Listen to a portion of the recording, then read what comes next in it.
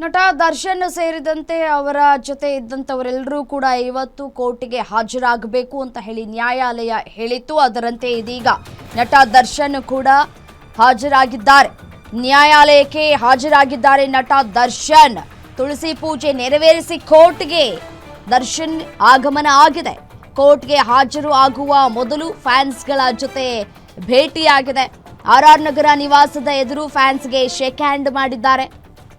ರೇಣುಕಾಸ್ವಾಮಿ ಕೊಲೆ ಆರೋಪಿಗಳು 17 ಜನ ಕೋರ್ಟ್ಗೆ ಹಾಜರಾಗಬೇಕಾಗಿದೆ. ಇವತ್ತು ನಿಗದಿಯಾಗಿತ್ತು ದಿನಾಂಕ. ನಟ ದರ್ಶನ್ ಈಗಾಗಲೇ ಥೈಲ್ಯಾಂಡ್ಗೆ ಹೋಗೋದಕ್ಕೆ ಅನುಮತಿ ಕೂಡ ಸಿಕ್ಕಿದೆ. ಒಂದು ಕಡೆ ಜುಲೈ 11ರಿಂದ ಜುಲೈ 30ರವರೆಗೆ ಡೆವಿಲ್ ಚಿತ್ರೀಕರಣಕ್ಕೆ ವಿದೇಶಕ್ಕೆ ಪ್ರಯಾಣವನ್ನ ಮಾಡ್ತಾ ಇದ್ದಾರೆ. ಇವತ್ತು ಕೋರ್ಟ್ಗೆ ಹಾಜರಾಗಿ ನಾಳೆ ವಿದೇಶಕ್ಕೆ ತಮ್ಮ ಪ್ರಯಾಣವನ್ನ ಕೂಡ ಬೆಳೆಸಲಿಕ್ಕಿದ್ದಾರೆ.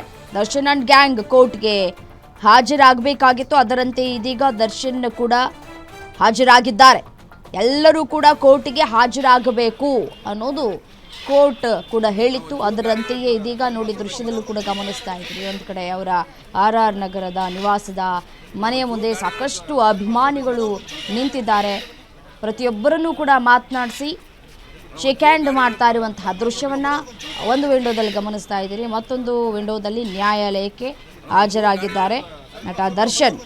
ಕೋರ್ಟ್ಗೆ ಹಾಜರಾದ ನಂತರ ದರ್ಶನ್ ಅವರು ಚಿತ್ರೀಕರಣಕ್ಕಾಗಿ ಥೈಲ್ಯಾಂಡ್ಗೆ ಪ್ರಯಾಣವನ್ನು ಬೆಳೆಸಬೇಕಾಗಿದೆ. ಡೆವಿಲ್ ಸಿನಿಮಾದ ಚಿತ್ರೀಕರಣ ಥೈಲ್ಯಾಂಡ್ನಲ್ಲಿ ನಡೆಯಲಿದೆ.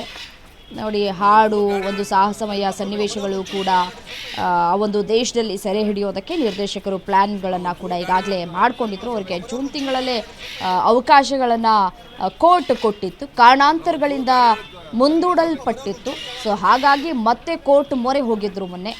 ಅದಕ್ಕೆ ಕೋರ್ಟ್ ಕೂಡ ಕಾಲಾವಕಾಶವನ್ನು ಕೂಡ ಕೊಟ್ಟಿದೆ. ಹೋಗೋದಕ್ಕೆ ಕೂಡ ಅವಕಾಶವನ್ನು ಕೊಟ್ಟಿದೆ. ಇವತ್ತು ಎಂದಿನಂತೆ ಅಟೆಂಡ್ ಆಗಬೇಕಾಗಿತ್ತು ಕೋರ್ಟ್ಗೆ, ನ್ಯಾಯಾಲಯದ ಮುಂದೆ ಹಾಜರಾಗಬೇಕಾಗಿತ್ತು. ಸೊ ಹಾಗಾಗಿ ನಟ ದರ್ಶನ್ ಆಗಮಿಸ್ತಾ ಇರುವಂತಹ ದೃಶ್ಯವನ್ನು ಕೂಡ ಗಮನಿಸ್ತಾ ಇದ್ದೀರಿ. ಒಂಚೂರು ಗಾಡಿ